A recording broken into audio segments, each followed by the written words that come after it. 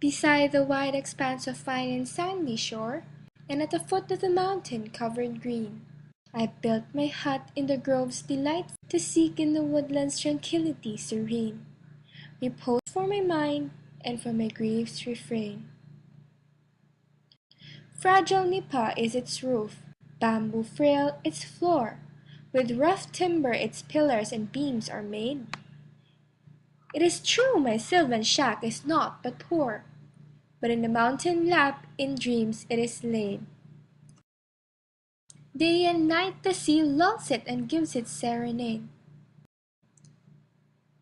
An affluent brook that from the shady confine descends between rocks bathes it lovingly, and a jet of water regales it through a rough pipeline that in silent night is song and melody, and crystalline nectar during the heat of day.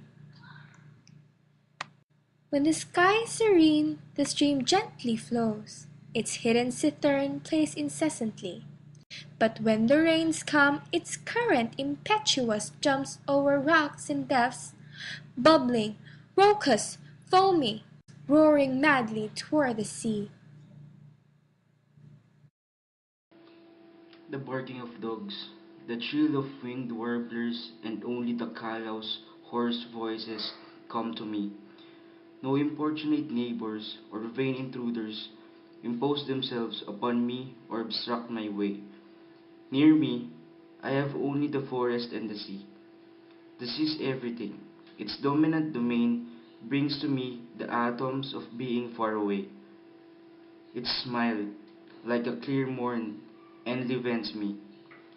And when in the afternoon my hope vain proves to be, the heart finds reflection in its melancholy. At night, it's a mystery. Its lucid sphere is overspread with thousands and thousands of light. A refreshing zephyr wanders. The heavens flare. The waves sigh, tell the soft breeze in its flight of stories that were lost in the past dark night. They say of the earth that at the first glimpse of morn, its bosom was inflamed by the sun's first glimmer, and thousands of living things from that were born, reached the abyss and lofty mountain summit, where and it planted its fructifying kiss everywhere. But when the winds become mad in a darksome light, and restless waves begin to agitate, cries rend the air that fill the spirit with fright, mixed voices, prayers, sighs that reverberate of people on sea, that from sight did dissipate. For a time thereafter the mountains up high rebound, the trees keep swaying to and fro there and here, the cattle cry aloud, the thick groves resound, to the prayer there bound their spirits' prayer.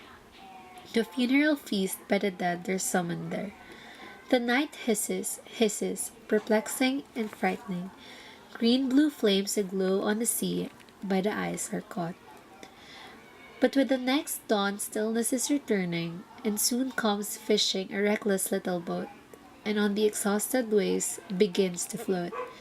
Thus, in my obscure retreat, the day passed by, from the world where at one time I lived, torn away. For my fortune rare I admire our God on high. A lost pebble, clad with moss, wish I to be, to hide from all the gift I have in me. I live with the memories of those I've loved before, and uttered now and then their names I hear. Now some are dead, some think of me no more. But what does it matter? The thoughts of old I bear, and no one can wrest from me the yesteryear. It is my faithful friend which hurts me near. When it sees me sad, it consoles my soul. In my sleepless night, it watches me with prayer. With me in my exile dwells in my Siblan hall. It alone gives me faith when I'm doubted by all. I have it, and one day I await, would shine when thought our brutal force would come along. That other voice more sonorous, happier than mine, next to the struggle and the suffering long, shall know then how to sing the triumphal song. So pure and refulgent I see the sky aglow, as it was when I fashioned my first illusion. the same whiff I feel that kissed my withered brow, the same that met aflame my keen emotion, and made the blood of the young heart seethe with passion. I breathe the aura that perhaps passed over the fields and rivers of my native town, bringing back to me what to it I've confided before, the kisses and the sighs of an adored one my own, the dulcet secrets of a love first sown.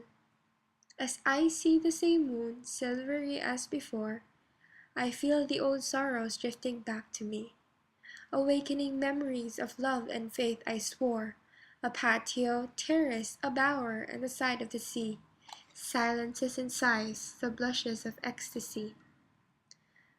A butterfly that feels thirsty of color and light, I dream of other skies and wide strands more.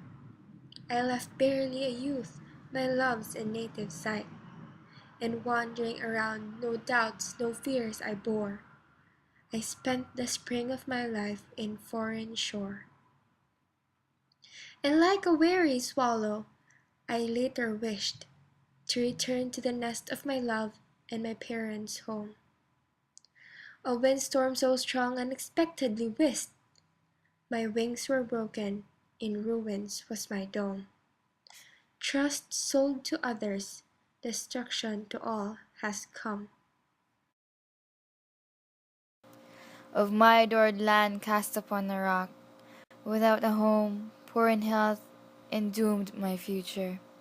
My golden, roseate dreams to me again flock, of my whole life, my only wealth and treasure. The beliefs of a youth, so vigorous and sure. You're not as you were before, full of fire and grace, that toast a thousand crowns to immortality. I find you somewhat serious, but your darling face, if it's not so bright, hue shorn of intensity, on the other hand, has the mark of fidelity. You offer me, O illusions, the cup of delight. You come to awaken my youthful years gone by, that at the right time you've stopped my uncertain flight. Thanks to you, O tempest, thanks, O winds of the sky, and upon the soil of my country you've caused me to die, beside the wide expanse of fine and sandy shore, and at the foot of the mountain covered green, I found in my land an abode in the sylvan core, and 'neath its shady woods quietness serene, repose for my mind and from my griefs refrain.